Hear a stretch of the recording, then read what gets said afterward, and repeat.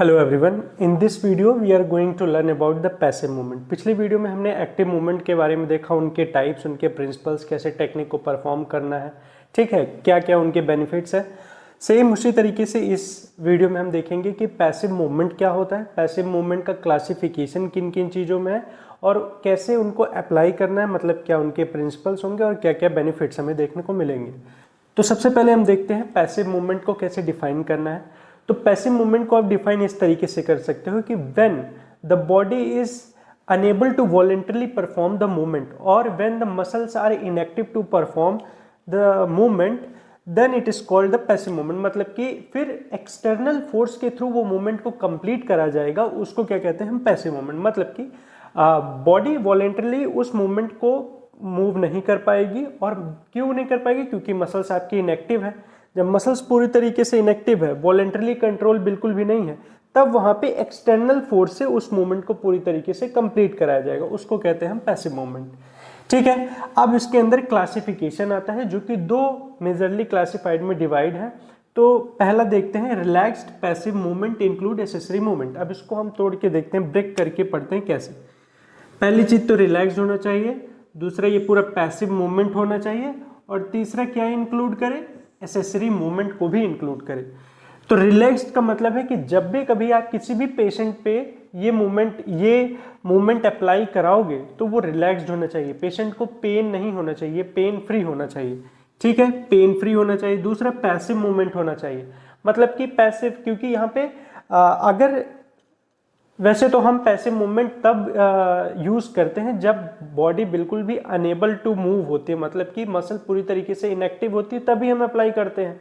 आपको passive movement तब apply नहीं करना है जब पेशेंट के अंदर वो वॉलेंटरली कंट्रोल हो, मसल एक्टिव हो, मसल कर पा रही है, फिर भी आप लगे हुए हो पैसिव मूवमेंट कराने में। ऐसे आपको नहीं करना है। जब वॉलेंटरली कंट्रोल नहीं है and muscles are inactive totally और बिल्कुल भी मूवमेंट नहीं हो रहा है, तभी आपको क्या करना है, पैसिव मूवमेंट का यूज करना है। और तीसरा क्या ये इंक्लूड करता है साथ में, एसेसरी मूवमेंट्स। मतलब कि जब आप कोई भी मूवमेंट कराओगे पैसिव मूवमेंट, तो वहां पे जैसे कि आपको मालूम होगा ऑस्टियोकाइनेमेटिक एंड आर्थ्रोकाइनेमेटिक क्या होता है। तो ऑस्टियोकाइनेमेटिक मतलब कि जो आपको मूवमेंट होता हुआ दिख रहा है, एंड आर्थ्रोकाइनेमेटिक मतलब कि जो यहाँ पे ग्लाइड्स, स्लाइड्स, रोलिंग, स्पिनिंग सारी जॉइंट के बीच में होता है, एक बोन से बोन के बीच में होता है, उनको क्या कहते हैं हम, एसेसरी मूवमेंट के अंदर आ जाते हैं। ठीक है, इस इकलौते एक मूवमेंट का जो एसेसरी मूवमेंट है वो उसके अंदर आएगा। ठीक है, तो इसको इस तरीके से समझना है। तो इसका जो पहला जो क्लासिफिकेशन है वो ये है कि रिलैक्स्ड होना चाहिए, पेन फ्री होना चाहिए, पैसिव मूवमेंट, ठीक है, पैसिवली मतलब कि एक्सटर्नल फोर्स के थ्रू पूरा का पूरा मूवमेंट कंप्लीट हो। ठीक है, और तीसरा क्या, वहां पे एसेसरी मूवमेंट्स हो, ग्लाइडिंग वगैरह हो, तो वो सारा सारा किसके अंदर आता है, आपका relax passive movement with accessory. जो कि हम किन पेशेंट्स में मेजरली कराते हैं, जैसे स्ट्रोक के पेशेंट्स, एक्यूट केस जब रहता है, एक्यूट सब एक्यूट केस में क्या रहता है कि उनकी टोन बिल्कुल भी नहीं रहती है और वो कोई भी मूवमेंट वॉलेंटरली नहीं कर पाते हैं। तो ऐसे टाइम पे जब, जैसे कि जो आपके मूवमेंट्स है ग्रेड 1 ग्रेड 0, जब ग्रेड 0 ग्रेड 1 में रहता है, तो वहां पे हम क्या यूज करते हैं, पैसिव मूवमेंट्स का यूज करते हैं। अब दूसरा देखते हैं हम क्या है, पैसिव मैनुअल मोबिलाइजेशन टेक्निक। अब दूसरा जो पार्ट आ रहा है क्लासिफिकेशन का वो क्या है, पैसिव मैनुअल मोबिलाइजेशन टेक्निक। तो इसके अंदर भी ये 3 में डिवाइड है। सबसे पहला आपका देखेंगे कि हम मोबिलाइजेशन ऑफ जॉइंट्स। अब यहाँ पे मोबिलाइजेशन ऑफ जॉइंट जब भी आप परफॉर्म करोगे तो एक बार में एक ही जॉइंट को लोगे। ठीक है, एक बार में हम एक ही जॉइंट को लेंगे।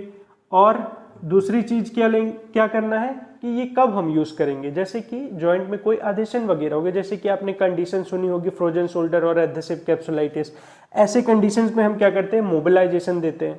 अब यहाँ पे क्या देते हैं, मोबिलाइजेशन मतलब क्या कि एक जॉइंट को मोबाइल करना। अगर एक कोई भी जॉइंट है, सपोज शोल्डर जॉइंट है जिसमें कि ग्लिनॉइड कैविटी और हेड ऑफ ह्यूमरस है, अब ये क्या हो गए, फिक्स हो गए हैं। ठीक है, अधेयर हो गए हैं, ये अधेयर हो गए, इनमें अब कोई भी तरीके का आर्थ्रोकाइनेमेटिक मोशन नहीं हो रहा है, कोई भी तरीके की ग्लाइड स्लाइड नॉर्मली नहीं हो पा रही है। तो यहाँ पे आप क्या कराओगे, मोबिलाइज कराओगे। मतलब मोबिलाइज क्या कराना, मोबिलाइज आप दोनों में से किसी एक बोन को मोबिलाइज कराओगे। या तो आप स्कैपुला की मोबिलिटी के लिए स्कैपुलर मोबिलाइजेशन कराओगे, या तो आप हेड ऑफ ह्यूमरस का मोबिलाइजेशन कराओगे। ठीक है, मोबिलाइजेशन मतलब कि उसको अपनी जगह से हिलाओगे, तो उसको करने के लिए आप क्या करोगे, स्लाइड, ग्लाइड, रोलिंग, आपको एंटीरियर ग्लाइड देनी है या पोस्टीरियर ग्लाइड देनी है, ये सारी ग्लाइडिंग दोगे। वो ग्लाइडिंग ही किसके अंदर आती है, मोबिलाइजेशन की। अब आपने मोबिलाइजेशन अलग से पढ़ा होगा, मोबिलाइजेशन की कुछ ग्रेड्स होती हैं और मोबिलाइजेशन की बहुत सारी टेक्निक्स होती हैं, जैसे कि आपकी हो गई कैल्टन बॉन्ड टेक्निक हो गई, मैटलैंड मोबिलाइजेशन हो गई, जो जिनकी अलग अलग ग्रेड होती हैं। तो वो आप पढ़े होगे, तो वो सारा ही किसके अंदर आता है, मोबिलाइजेशन के अंदर आता है।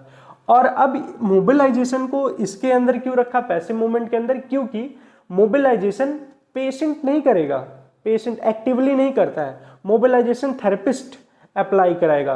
पेशेंट तो फुल्ली रिलैक्स्ड होगा, यहाँ पे थेरेपिस्ट प्रेशर लगाएगा, एक्सटर्नल फोर्स लगा करके वो मूवमेंट, वो बोन को मोबाइल करेगा, इसलिए उसको पैसिव मूवमेंट के अंदर रखा गया है। ठीक है, तो ये आपका मोबिलाइजेशन ऑफ जॉइंट हो गया। अगर आपको मैटलैंड देखना है तो हमारी वीडियोस में मैटलैंड मोबिलाइजेशन डली हुई है, आप जाके देख सकते हो। अब दूसरा आता है मैनिपुलेशन ऑफ जॉइंट। मोबिलाइजेशन की 5 ग्रेड होती हैं, जिसमें से कि जो 5वीं ग्रेड होती है वो क्या होती है, slow amplitude high velocity thrust. तो मैनिपुलेशन की जो डिफिनीशन है वो क्या है, slow amplitude high velocity thrust, उसको कहते हैं हम मैनिपुलेशन, जो कि मोबिलाइजेशन की ग्रेड 5 है। तो मैनिपुलेशन आप कब दोगे, सेम, या तो आपका जॉइंट बहुत ही ज्यादा अधेयर है, अधेशन में दोगे, या तो आप कब दोगे, सबलक्सेशन या डिसलोकेशन में आप क्या देते हैं, मैनिपुलेशन देते हैं। जो बोन आपकी अपने आर्टिकुलेशन से हट गई है, आर्टिकुलेशन से हट गई हो, उसको फिर से उसी जगह पे लाने के लिए हम मैनिपुलेशन का यूज करते हैं। अब इसको फिजियोथेरेपिस्ट भी अप्लाई कर सकते हैं और सर्जन्स या फिजिशियंस भी अप्लाई करते हैं। ठीक है, तो मैंने आपको बता दिया किस कंडीशन में इसको यूज करेंगे, है ना। जैसे कि काफी ज्यादा अधेरेंस है, अधेसिटिव है, तो फिजियोथेरेपिस्ट यूज करते हैं।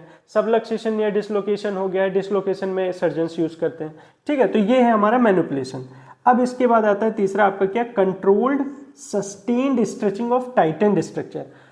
इसको कहते हैं हम पैसिव स्ट्रेचिंग। इसको अगर आप शॉर्टली समझो कि ये क्या है, तो इसको क्या कहोगे आप, पैसिव स्ट्रेचिंग।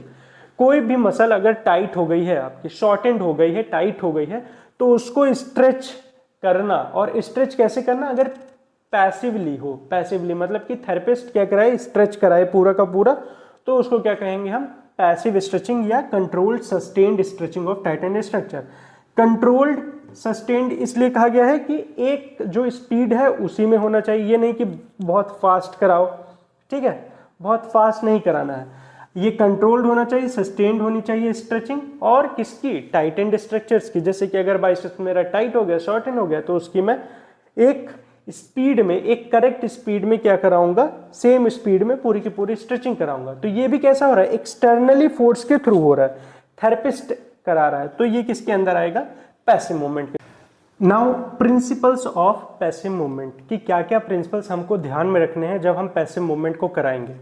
सबसे पहला रिलैक्सेशन, आपका जो भी पेशेंट है वो रिलैक्स होना चाहिए। ठीक है, कि किसी भी तरीके की उसको कंफ्यूजन नहीं होनी चाहिए कि क्या होगा, इसलिए आप पहले से ही उसको सारा उसको एजुकेट करा दो कि मैं ये मूवमेंट करने वाला हूँ, इस तरीके से होगा, तो आपका पेशेंट एक तरीके से रिलैक्स होना चाहिए। दूसरा फिक्सेशन, अब सपोज कि आप किसका करा रहे हो, आप एल्बो का मोबिलाइजेशन दोगे, तो आपके जो शोल्डर और ये डिस्टल जो भी है, प्रॉक्सिमल और डिस्टल, वो क्या होने चाहिए, फिक्स होने चाहिए, तभी आप उसको अप्लाई करा सकते हो। ठीक है, अब तीसरी चीज यहाँ पे क्या आएगी, सपोर्ट।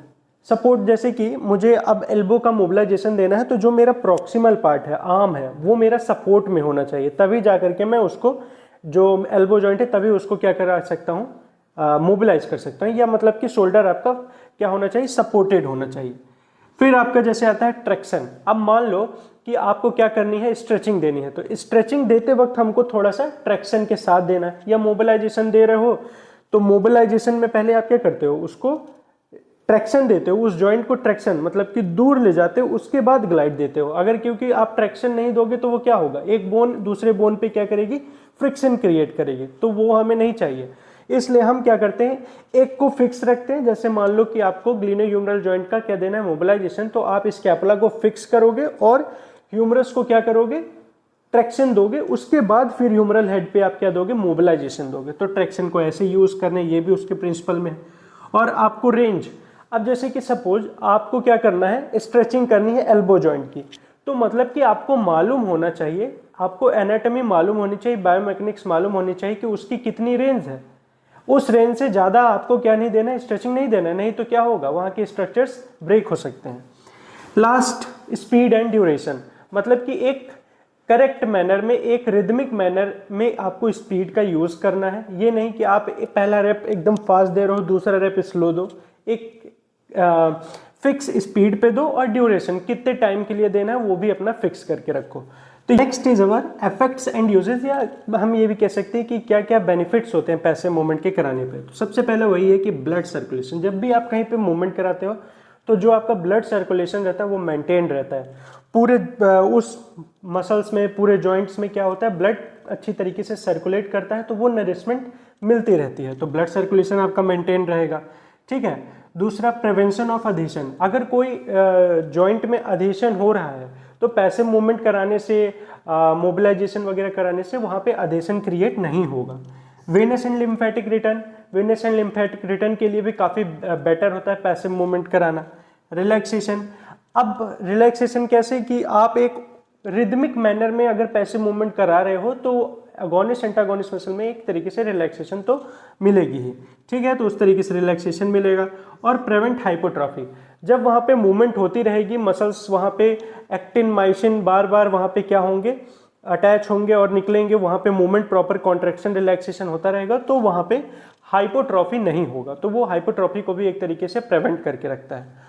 तो ये हमारा एक छोटा सा टॉपिक क्या था, पैसिव मूवमेंट। अगर इसमें कोई भी डाउट हो तो आप कमेंट करो, और भी अगर आपको कोई ऐसे टॉपिक्स पढ़ने हो तो वो भी आप कमेंट सेक्शन पे कमेंट कर सकते हैं। Thank you.